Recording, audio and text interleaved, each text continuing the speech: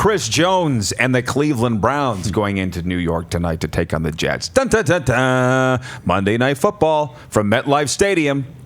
Chris Jones continues to have the last laugh. For anybody that doesn't like him is all that I'm saying. We did have a little talk here about the difference between the CFL and the NFL. Where should we pick up on that? Abu, do you want to ease into it, or Jake? Well, I think it just comes from just talent pool. There's a big difference. There's a huge difference in talent pool as well as competition. If you have someone pushing you, you're going to work harder. That's human nature, right? That's not these guys don't work hard. That's human nature.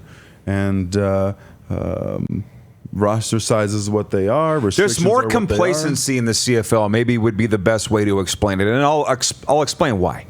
You know that I had a special relationship and still do with Eddie Johnson, was a rider punter, played with 9 NFL teams. You look at guys like Jake. Jake was an all-star up here because Jake, I say this in all complimentary fashion, a freak, a physical freak.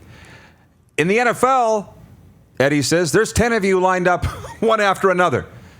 Right? And you're nodding your head. Whereas, so you need to perform every down in the NFL because your job might be gone. In the CFL, well, you can talk about it better than me. Okay, I'll pick up from there.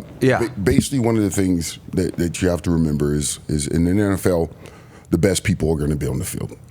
They don't care, and they have the money, they have the resources, and they know that the money is the highest motivating factor whatsoever. And there were times, because of the politics that in football, seriously, there is a difference in professional football and amateur football, and that difference is camaraderie and lack thereof. At the end of an NFL game, guys don't get together and hoop and holler and meet. They get together with their wives, their loved ones. They go out and eat dinner. Maybe there's a few guys that will get together and they'll go out and have a few drinks and stuff. But it is a business.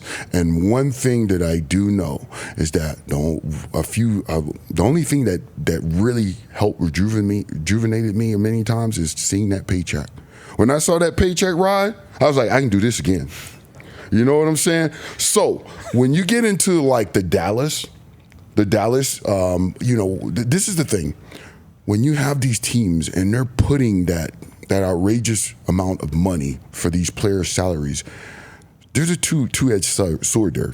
They're not only saying, we represent this guy, we love this guy, we want this guy around, but they're saying, hey, look what this guy just made. Do what he does to the teammates.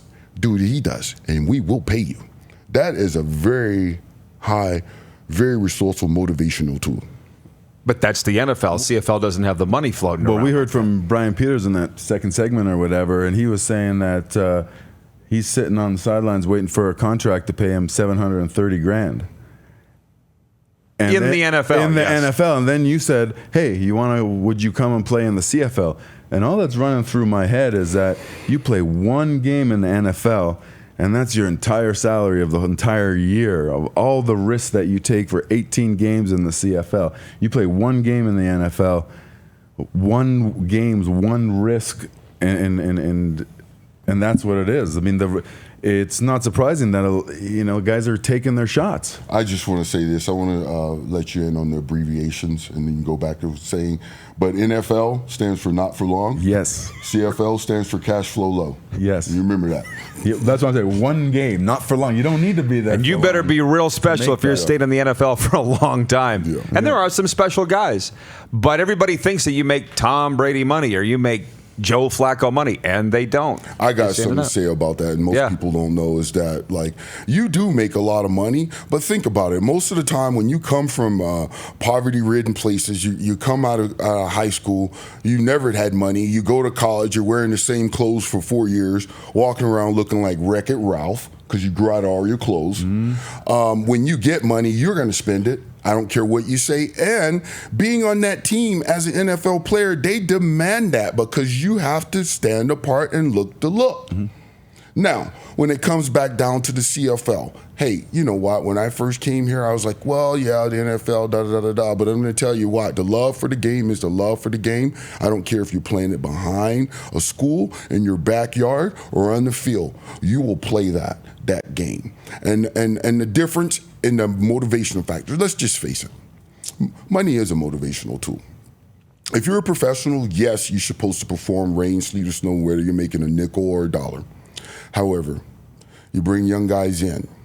These guys, they get distracted. And let's just say they don't put forth the effort because they're looking at other guys and say, well, he makes $100,000. I'm only making 50, so I should do half the work. And that's where a good teammate will come in and nucleus and say, hey, you need to play this game. You need to make sure you do everything possible while you're here because it's not going to last. You need to capitalize and make the most of your opportunities. And there is a reason why those guys are making that money. It's because they have a poor attitude. There you go. Rod's rant taken over by Ray Jacobs this morning for Bronco Plumbing and Heating. Thank you, Jake, on the differences between the NFL and the CFL and why some people make the money they do and others don't. Any thoughts on that, Abu? That's why everybody that knows Jake loves Jake, because he lays it on the line. Yeah, if you think you're the only guy that's hungry, that comes from a bad, that's wearing Wreck-It Ralph, there's 10 of you trying to get what you want, that want it not more than you, as much as you do. And you have your chance, and you got to run down on special teams 50 times. You got to make 50 blocks. You got to make 50 sacks, not 49, because that other guy, he's hungry. You got that steak. You got to stay hungry even though you're eating steak. And that's the difference, I think, in an NFL athlete is that they're always hungry.